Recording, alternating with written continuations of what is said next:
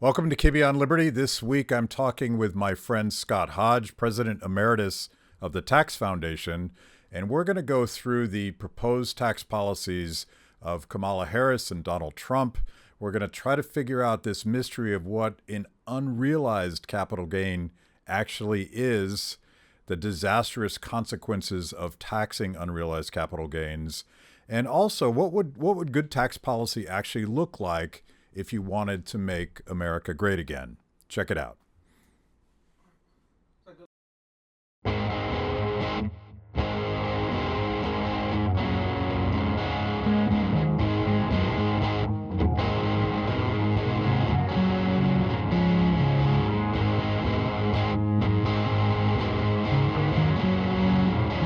Welcome to Kibbe on Liberty.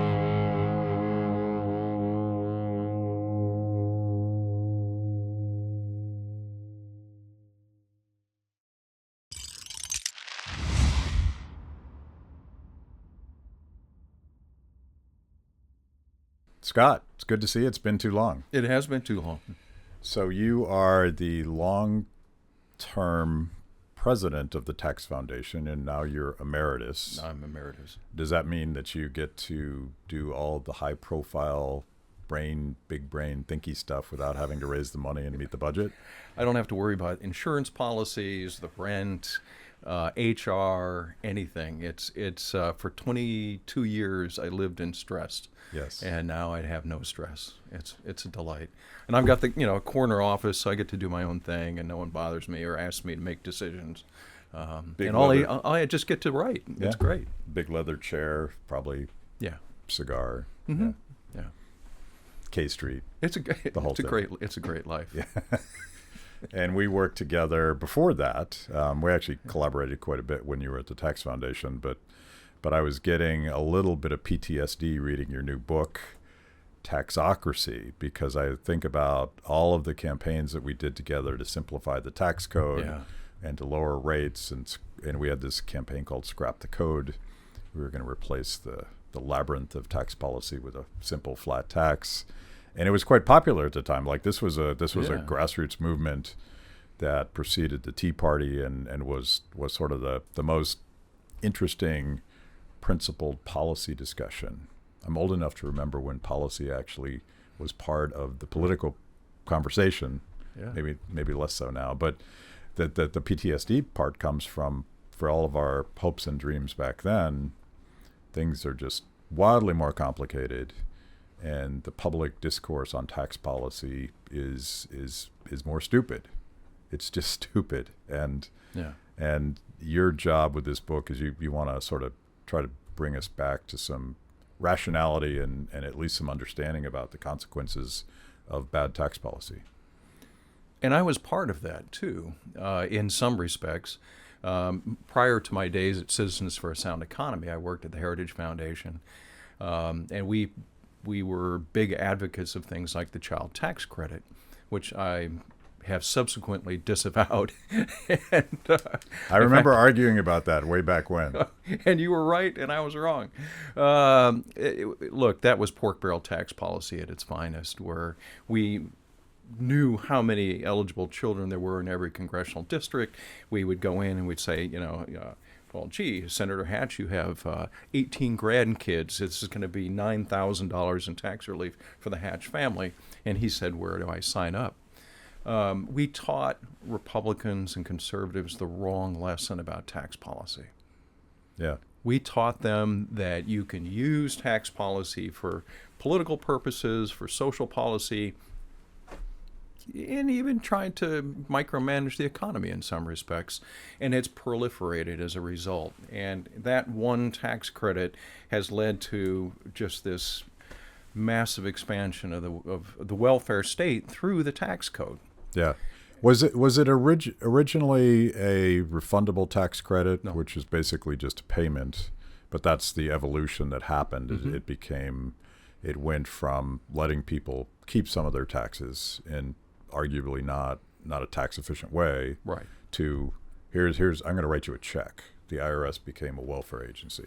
It did. The original idea was that the standard deduction had lost its value over time and hadn't been indexed to inflation. So families with children were seeing a greater and greater tax burden. And so there was this notion, which actually started with Democrats, of providing some sort of a tax credit to help families to make up for this loss of their standard deduction and personal exemptions. And rather than expand the right thing, we added this new tax credit. Now, to be fair, we were trying to match that up with things like cutting the capital gains rate, greater expensing for capital equipment and things like that. So it was a comprehensive package. But the lead was this child tax credit. In part, there was a mastermind behind it, because what we were trying to do was bring the conservative movement back together again after George Bush had renounced his pledge not to raise taxes. The conservative movement was fractured at that time. And so I was part of putting together a package in which paired spending cuts with tax relief. The idea was to reward people for downsizing government with these tax cuts. And there was the tax cuts for family groups, the social conservatives. This is the child credit. We had supply side tax credits or cuts in there, and then we had the deficit reduction for the deficit hawks. So the idea was to bring people together into this one package, and that led to the Contract with America, and then enacted in 1997. But we got some of the tax cuts and none of the spending cuts, as often happens, as you know. Yeah. And then the rest is history. And they even water down some of the good stuff in terms of the supply side measures. Spending cuts. What happened? What a novel an antiquated and romantic idea. I had an intern ask me about that the other day, about cutting spending. I said, well, I was there in '94.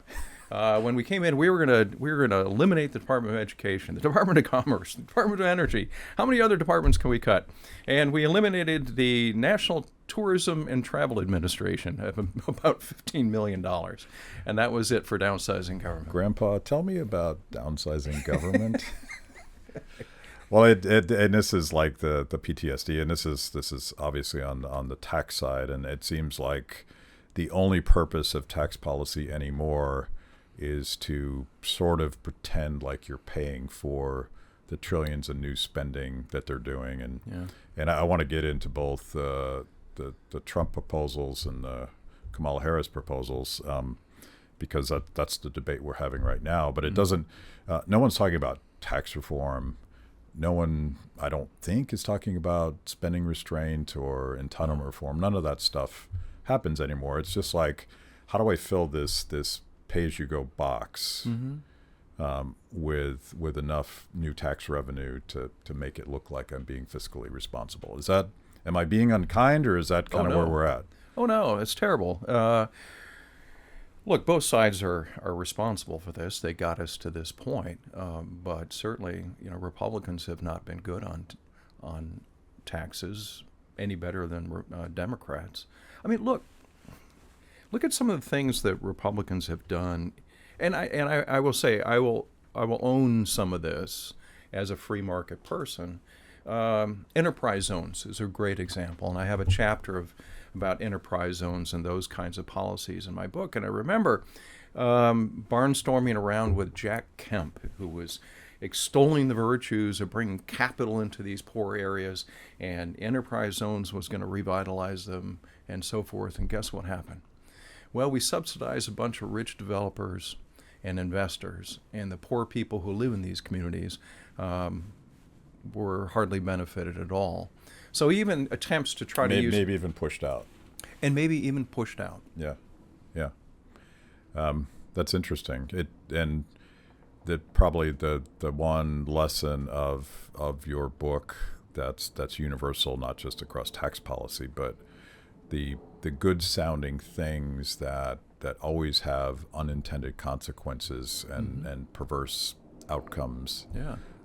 So much social engineering happens in the tax code, which is why I still prefer something that's simple enough to explain at a grassroots rally, and that's the one virtue that the flat tax had is like, we're going to treat everybody the same, And the dirty secret about tax policy is the critics of treating everybody the same are going to tell you that that's a payout to the rich. Well, the current tax code is the ultimate payout to the rich. They've written it, they've lobbied for it, and when it doesn't go their way, they just find really smart ways to avoid it. Maybe they offshore, maybe they rearrange. It's Yeah, I'll go there, but at the same time, as the more that you read Taxocracy, the more you do discover how much of the tax code is tilted to the rich. And yet we get toward the end of the book where I talk about who actually pays. And what we have is, despite all of the preferences that benefit the rich, whether it's the charitable deduction, the mortgage interest deduction, the state and local tax deduction, tuition credits, housing, all this stuff is benefiting the rich. The rich still pay a lion's share of the income tax. And we have an incredibly progressive income tax system and an incredibly redistributive tax system, where we do far more than the Europeans in terms of using the tax code to redistribute income from the top to the bottom, in large measure because of so many things like the child tax credit, the earned income tax credit, and all these other things that are meant for social engineering, social purposes. And it's kind of ironic how you can have a tax system that's both incredibly progressive, incredibly tilted to the rich at the same time, and yet incredibly, in fact, the poor in America pay a lower share of the burden than do the poor in Europe when you come down to it, because of so much of what we do in the code. Yeah. Regular viewers of Kibbe on Liberty already know how obsessed I have been with the pandemic industrial complex and all of the stupid, authoritarian, and downright evil things that the government did to us during COVID-19. Well, I'm proud to announce a new investigative series that looks to get to the bottom of all of that. It's called The Cover-Up, and I'm producing it in cooperation with BlazeTV. The only place you're going to see this is BlazeTV, so go to FauciCoverup.com/Kibbe and use the code FauciLied for $30 off your annual subscription. Do it now. The truth is out there.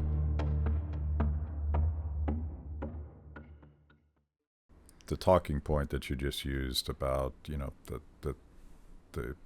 ultra rich, as we call them now, pay the lion's share of income taxes. Yeah.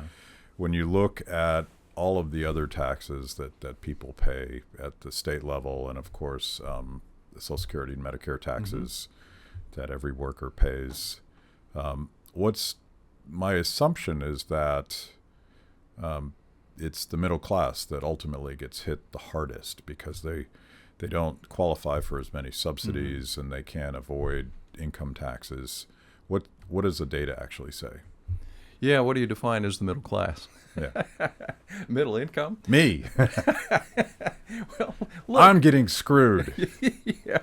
Hey, look. To me, the middle class, I've always pushed back on this because I believe the middle class is a value system. It's not a point on the income scale.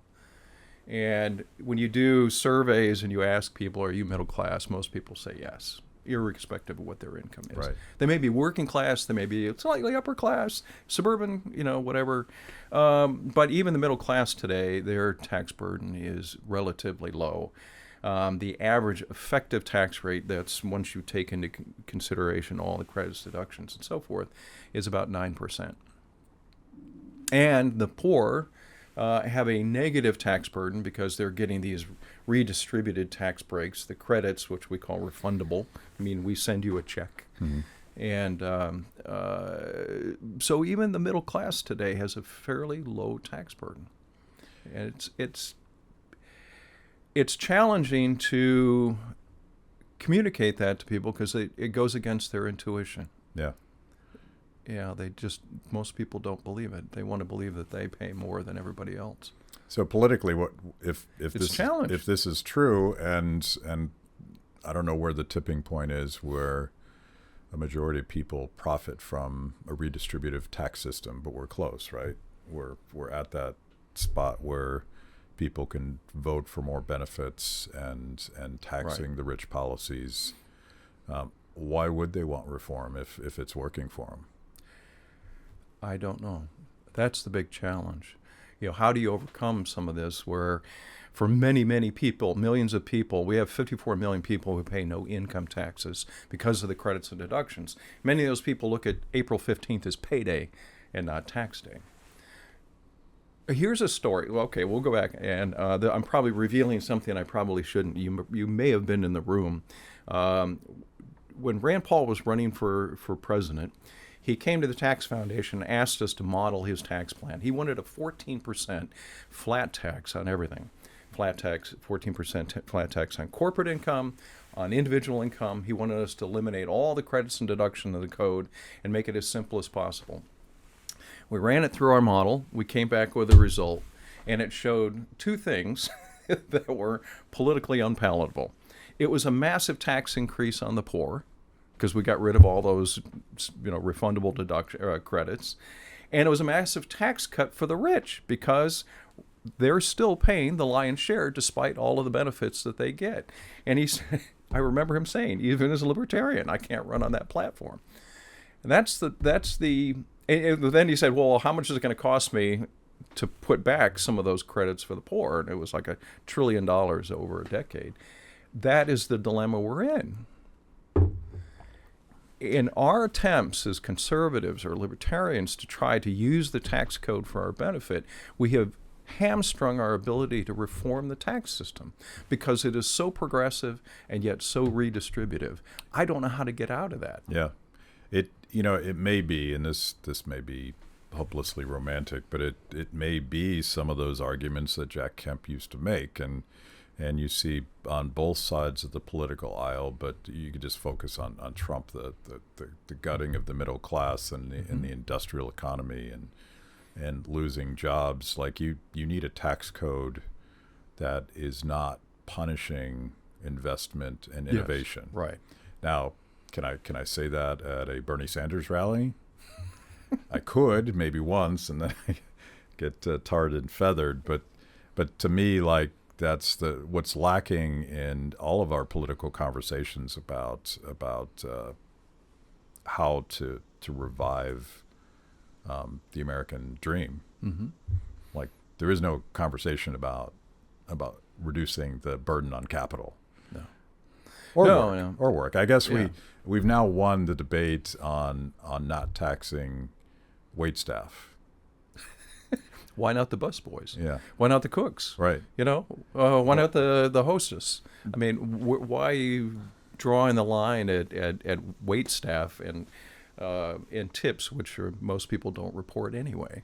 Well, I will say, like, and this I think you probably know, but I think this was like a Ron Paul idea that Thomas Massey picked up, and then Trump and Vance picked it up, and then Kamala Harris picked it up because she realized that the politics of this, like you're screwing workers, but we could take that lesson and do what you just said. It's like, well, let's do this for other people. Right.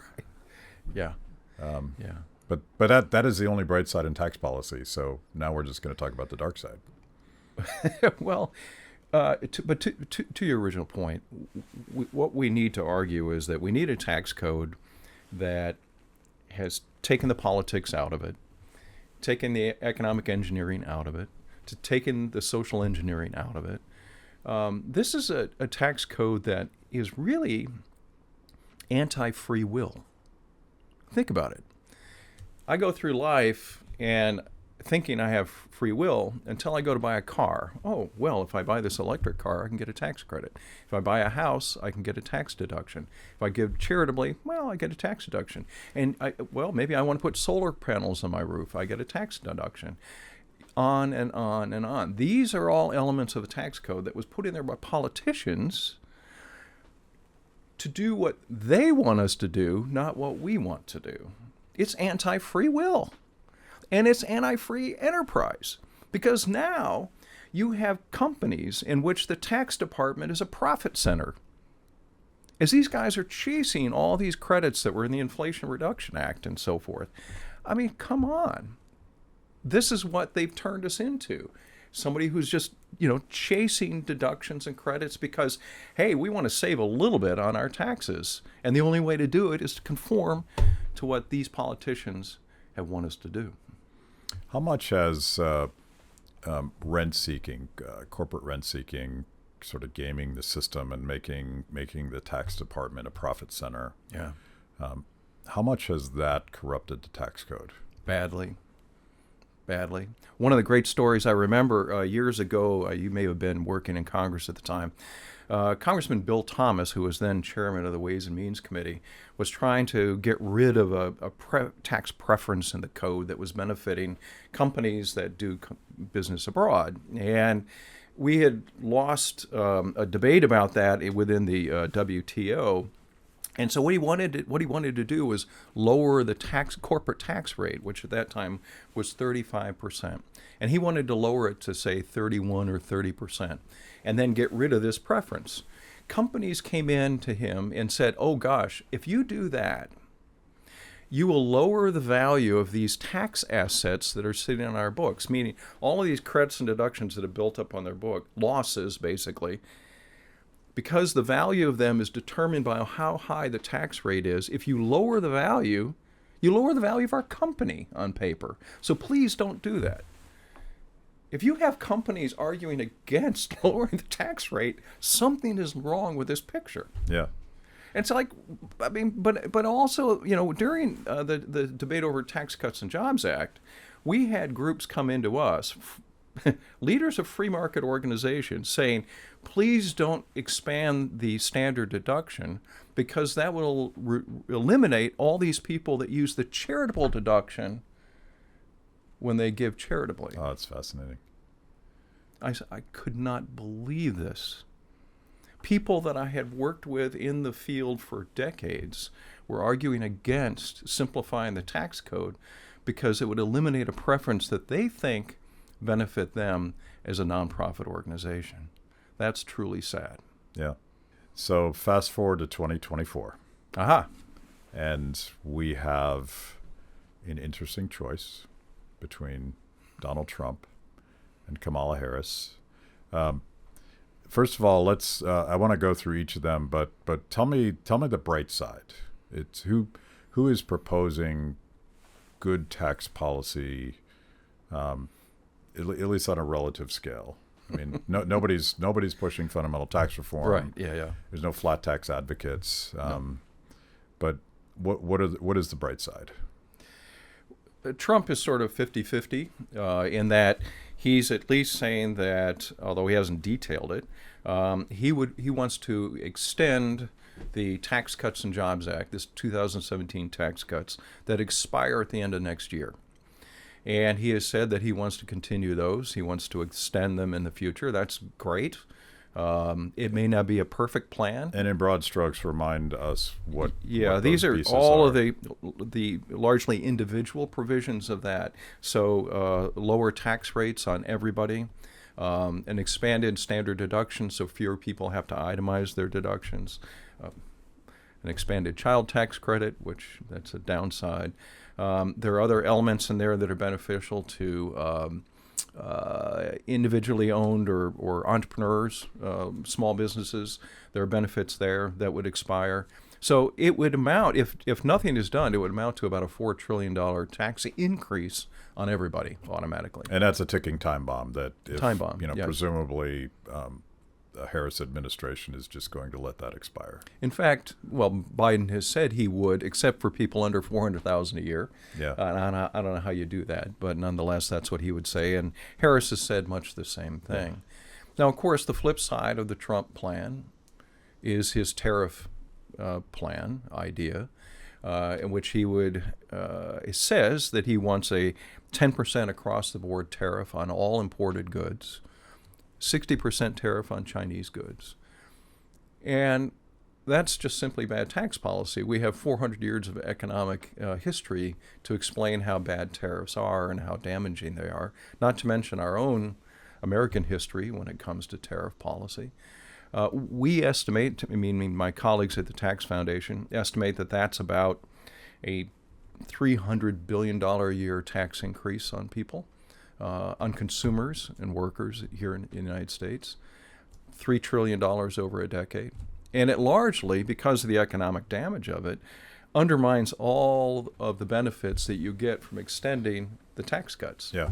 And so it's just this countervailing force against the good policies that he would want to extend. So he says that he's going to make the Chinese pay this tax. Yeah, and sure. there's a simple political appeal to that. Like we're going to get those guys, Mm-hmm. but it's not true. Why is it not true? Tariffs are meant to raise prices on imported goods. So by definition, it's the buyers of those goods who end up paying the higher price. Plus, I have an interesting chapter in Taxocracy about tariffs, and two elements to it. But one in particular was this real case study about Trump's tariffs on washing machines. Number one, what happened was, and these are largely Korean-made washing machines, the Korean manufacturers kind of hopscotch from country to country as these tariffs are being placed on Chinese manufactured, then Taiwanese, and then Thai manufactured ones. And essentially it was the same manufacturers, they were just moving where it was being taxed. But eventually they put across-the-board tariff on all washing machines. Two things happen. Domestic producers raised their price to match the imported price. So consumers lost at the end. The other thing was the price of dryers went up to match. Because they're often sold as a set, washer dryers, and there was no comparable tariff on dryers, producers raised the price of those to match the washing machines. So the price of all those complementary goods went up at the same time. And it was consumers who paid the price. Yeah. At Kibbe on Liberty, freedom is a lifestyle 24/7, something you live and breathe and wear every day. If that describes you, you need the very best Liberty swag in the market today, just like this shirt I happen to be wearing. Go to freethepeople.org/KOL and check out our exciting merch. You too can love liberty and look cool. There's obviously a historical precedent, and it's one that Republicans should remember, but perhaps don't, is the disastrous Smoot-Hawley tariff. Of course, yeah. And combined with higher taxes to balance the budget under the Hoover administration, Yeah. was catastrophic, both economically, but perhaps more relevant to Republicans politically. Mm-hmm. And that I feel like that was like we've been doing tariffs ever since, but that was probably the last time we did something nearly as sweeping as what Trump is proposing. Right. And in one of the other chapters I have on tariffs in Taxocracy are some really goofy stories of what they call tariff engineering. And, this is a case study in how taxes matter, how incentives matter, and what lengths people and companies will go to avoid a tax. One company, for instance, they had we have this 25% tariff on imported trucks and delivery vans, and this goes back to the 1960s. It's what's called the chicken tax, because it was the Europeans taxed our imported chickens, and Johnson responded with a 25% tariff on imported delivery vans and trucks and other things. Well, it's still there today. Well, at one point, Daimler Chrysler was importing their delivery vans in pieces, putting them back together in North Carolina, and then they were domestically made. And that was one way to avoid the tariff. Another company, it was Ford Motor Company, would bring their vans in with fake seats and windows so that it would be taxed as a passenger van, which is only taxed at 5%. So they would go to that extent. Well, they eventually lost that case and they had to pay millions in restitution. But Converse puts fuzz on the bottom of its tennis shoes so that it is classified as a bedroom slipper and not a tennis shoe, and thus gets the lower tariff. And you just go on and on and on. A lot of evidence. By the way, I want a pair of those. You want a pair of those? Yeah. It wears off apparently very quickly, so that you actually don't slip and slide as you're trying to run.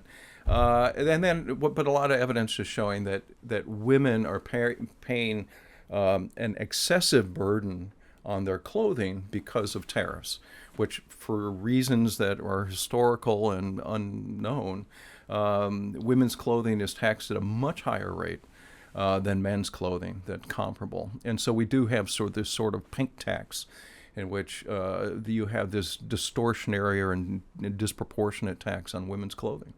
So I wonder if you have this new sort of America First policy that tariffs seem to be a key part of that, and sort of onshoring offshore production of washing machines and right. tennis shoes and all that stuff. But I wonder if there is something.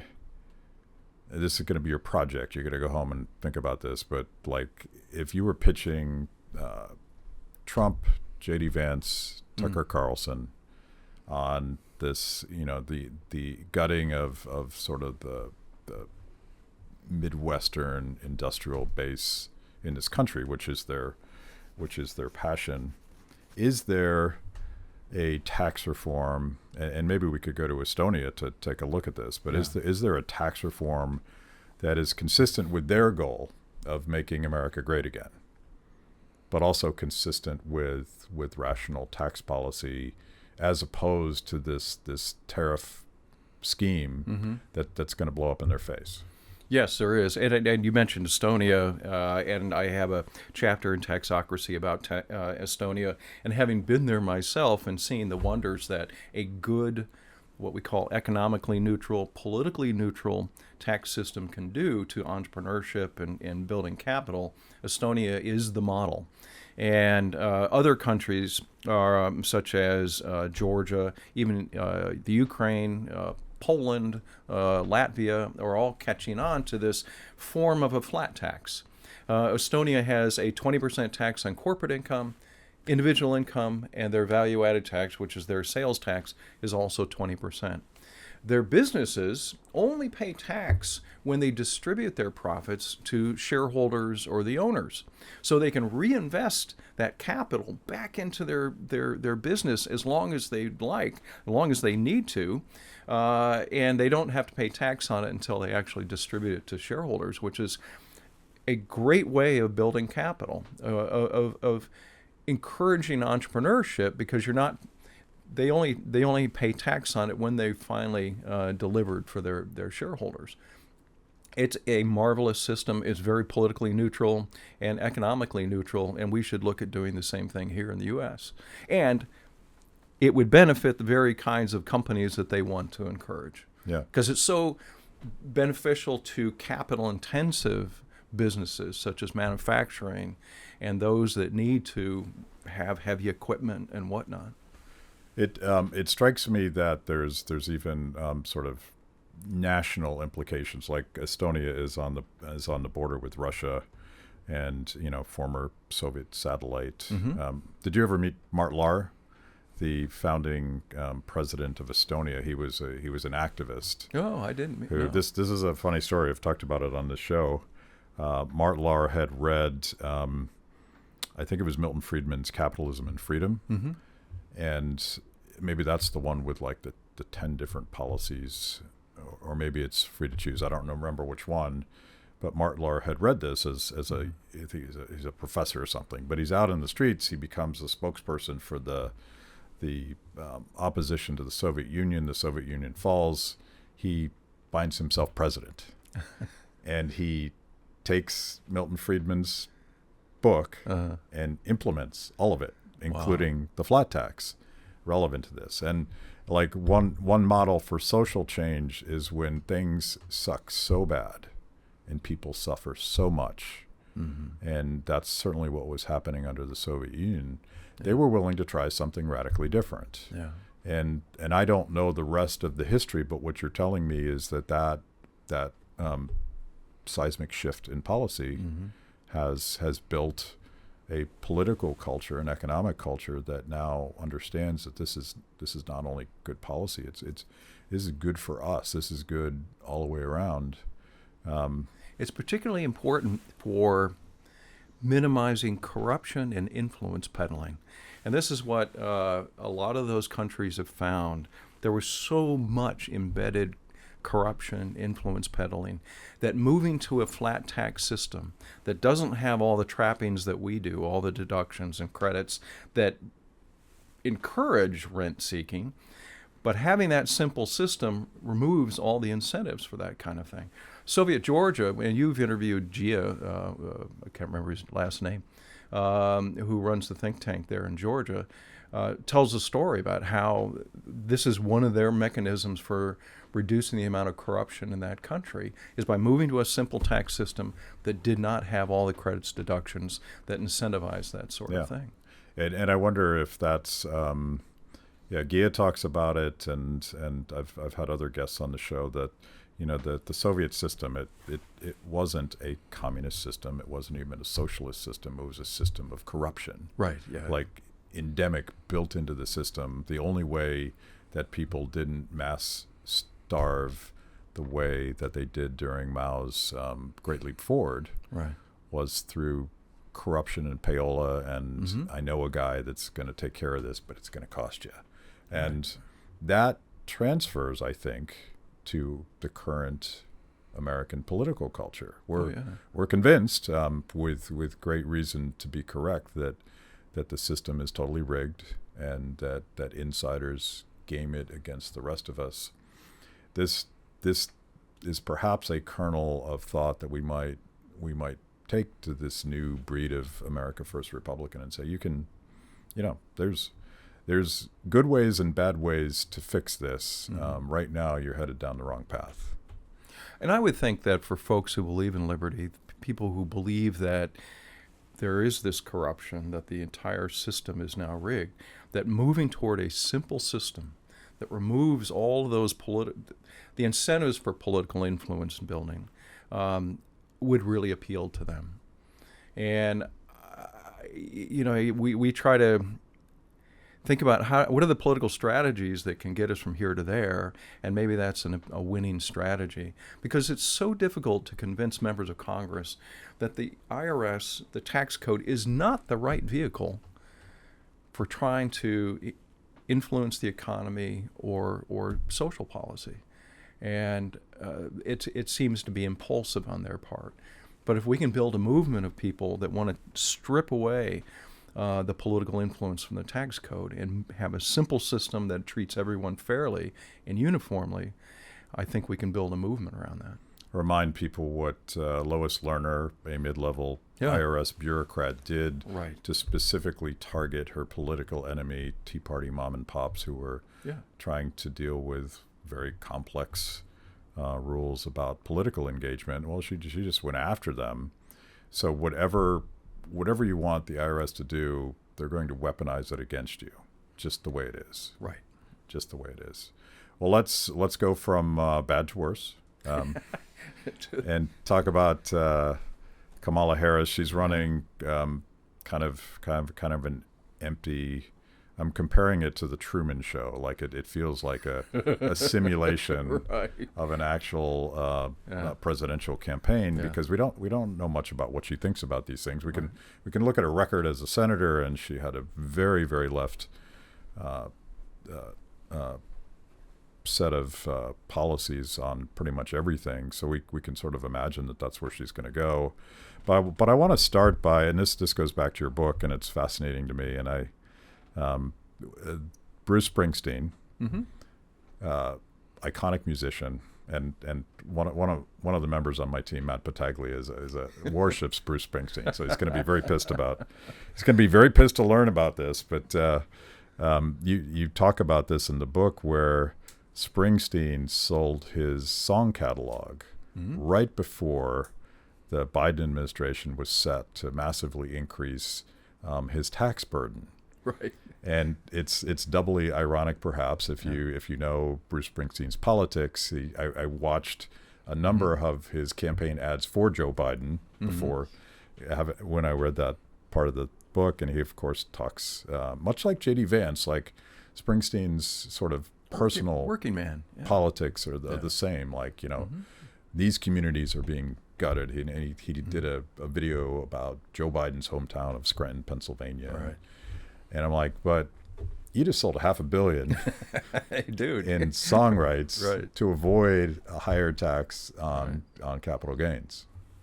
Yeah, incentives matter. And even the rich, especially the rich, and especially musicians, are influenced by that. And so when Biden was talking about raising the capital gains rate from its current rate, which is about 23%, all the way up to about 45%, a lot of these musicians, and it was Springsteen, and it was Bob Dylan, and many others, started saying, wait a minute, here's an opportunity to avoid that higher tax.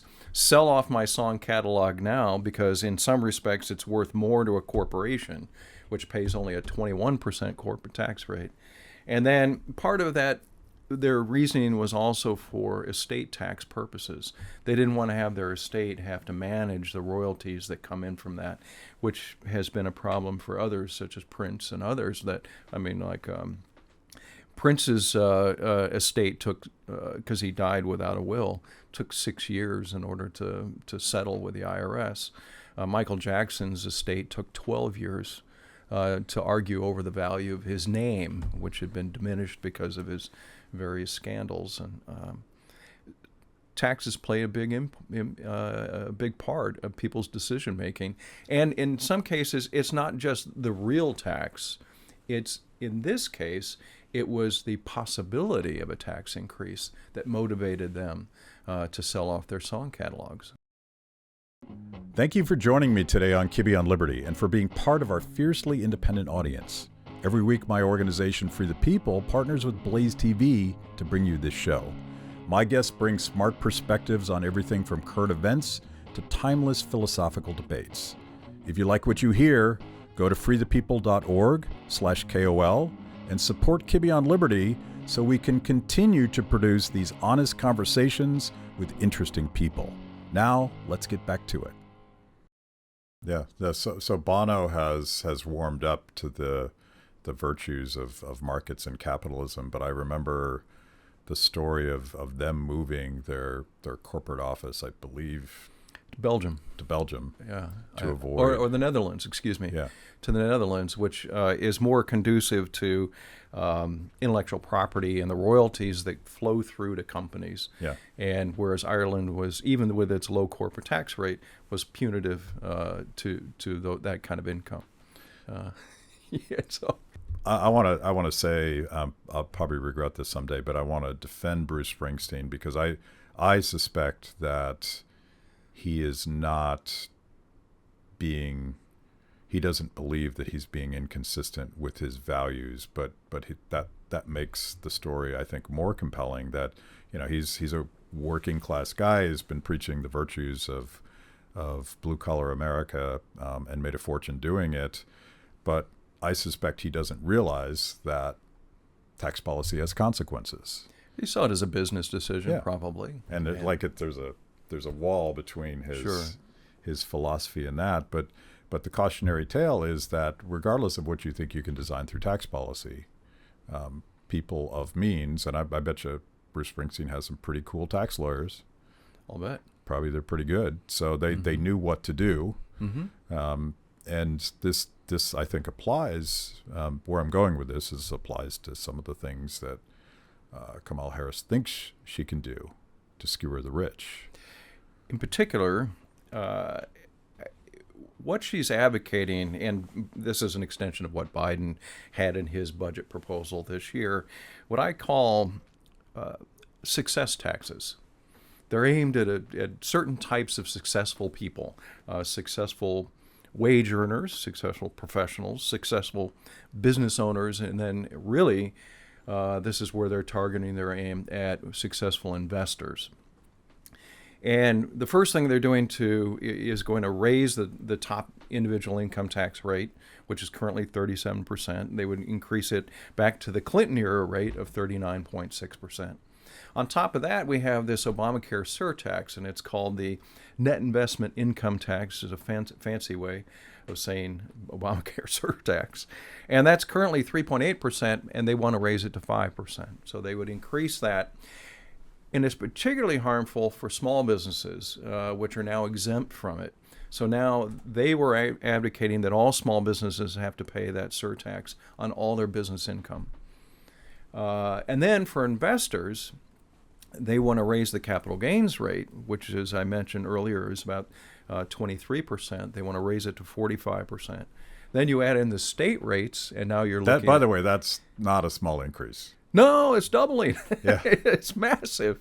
And then on top of that, you have the state rates, and so some people would pay, I don't know, 55 to 60% on their capital gains and all their business income.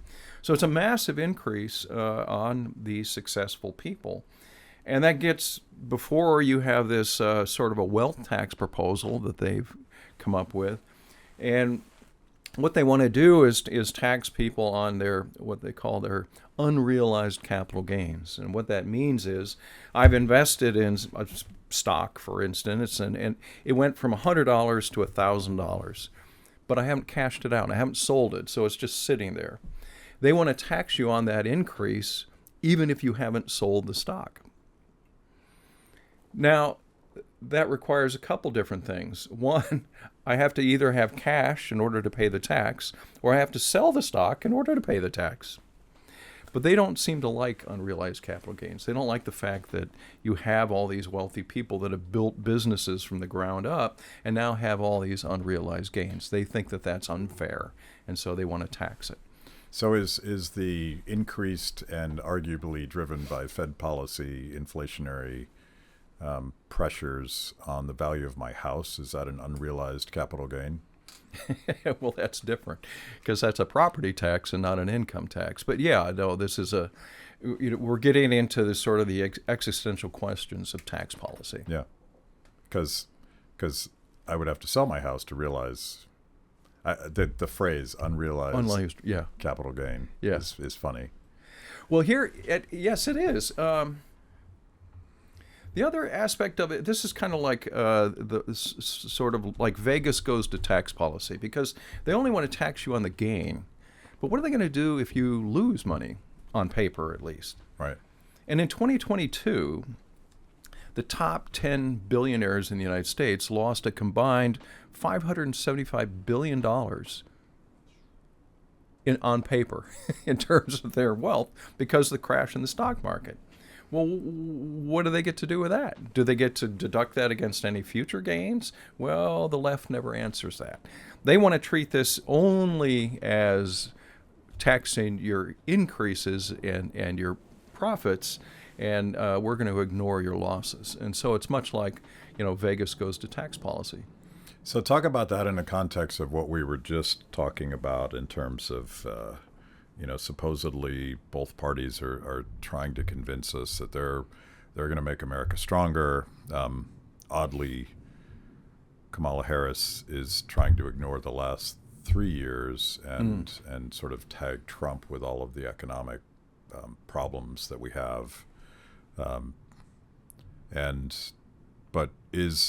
What are the consequences of Kamala Harris's proposed tax policies on the economic strength of America? It's very punitive. And the economics, when Tax Foundation economists measured the Biden proposal, for instance, they found that it would lower the long-term size of the economy by a little under 2%, cost the economy about, I think it was somewhere in the neighborhood of 800,000 jobs, loss in capital investment, and so forth. All of those are the economic consequences. And then you have the reduction in our competitiveness. But what I worry about is much more on the value system. This is kind of a no good deed goes unpunished style of tax policy, where, and I was reading a speech that Lael Brainerd, who's in the Biden cabinet, was giving about their tax policy, and they said, we're gonna benefit the middle class with these tax cuts, but we're gonna make these high income people pay their fair share in order to afford that. And to me, that what they're doing is they're saying it's virtuous to be middle class, but it's sinful to be rich. It's sinful to have been successful.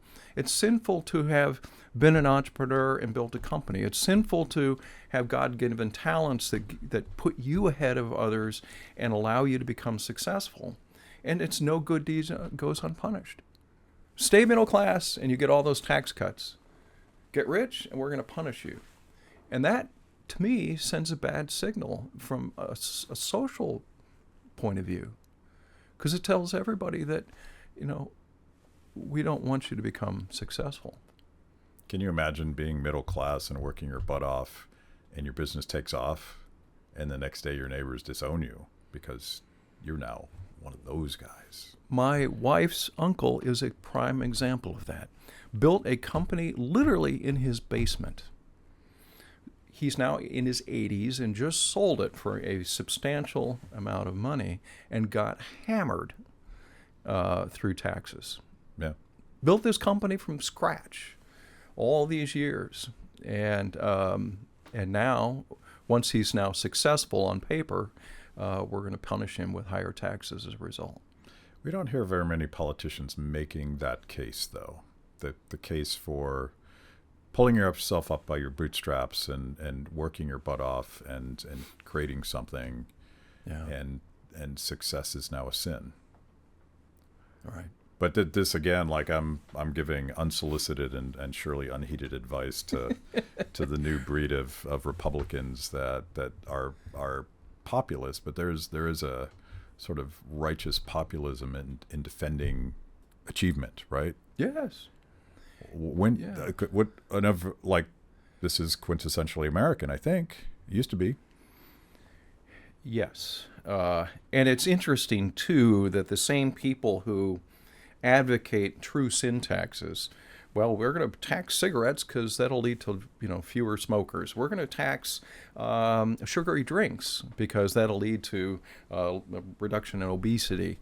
They don't understand that the same effect happens with hard work, investment, entrepreneurship.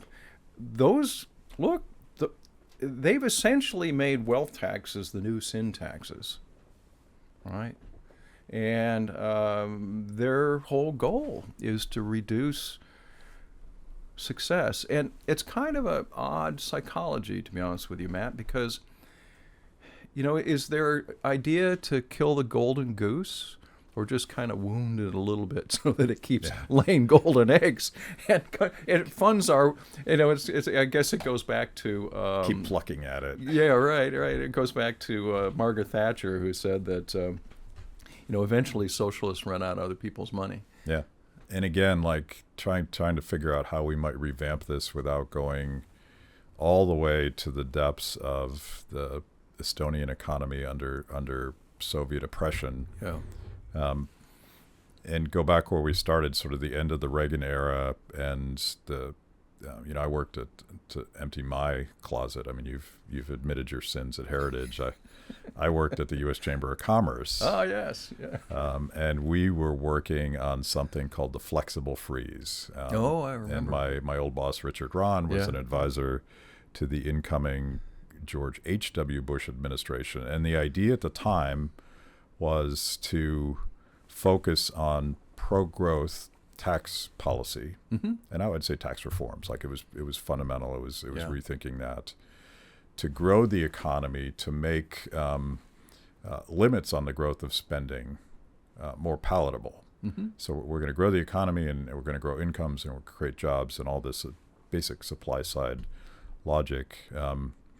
I kind of feel like we're back there, and I've spent a lot of time on this show talking about the tremendous destruction done by lockdowns and the trillions of dollars of spending and all of that stuff, and we're still trying to recover from that. We need some incentive to work our way out of this, because we're now, I don't even know what the number is, so many trillions in debt. And we've sort of reached the limits of tax policy. We're not going to tax our way out of this much debt. And we're obviously not doing spending restraint right now. So what we're doing is we're doing it through Fed policy. Yeah. We're monetizing our debt. We're printing dollars. Yeah. And that's why people are paying almost double for groceries now. It's insane. So it seems like politically the only way out of this is to get to rational tax policy. Like this we're getting back to sort of the Reagan era pitch that like things are really bad. The only way to get out of this is to create an incentive-based economy a la Margaret Thatcher or Ronald Reagan.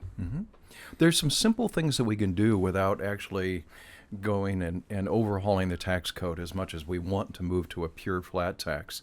The first thing we can do is stop taxing our piggy banks and our savings accounts. And my colleagues at the Tax Foundation and others have been advocating for universal savings accounts, which are basically simplifying a savings vehicle so that, one, it's not taxed. If you're putting in after-tax dollars, you never have to pay tax on all the earnings that accumulate. You can use those savings for anything you'd like. Whereas today we have savings accounts for healthcare, for this, for education, and everything else that Congress wants us to do. Let's simplify that into one account that people can maximize their savings and no longer tax it. Then we can allow businesses to expense all of their capital investment, move toward what we call in the trade a sort of a cash flow system, much like Estonia has. And those two simple things move us a long way toward a tax system that doesn't disincentivize investment, capital investment, and savings. And those can have a really profound effect on economic growth. Cool. Well, let's leave it there. Your new book is called Taxocracy, What You Don't Know About Taxes and How They Rule Your Daily Life. I assume we can get this any reputable bookstore? And online in particular. Yeah. So all of the major online. It's, I think, a simple read because it's a series of stories. It's a stories about the unintended consequences of tax policy, what we can learn from that in terms of the harm it brings to both individuals and businesses and the economy, and then the lessons we can learn to fix it. Okay. Expect a call from President Trump to help him get it right. I'm going to send him a copy myself. All right. Thank you, Scott. It's good catching up. Thanks. You bet. Thanks for watching. If you liked the conversation, make sure to like the video, subscribe, and also ring the bell for notifications. And if you want to know more about Free the People, go to freethepeople.org.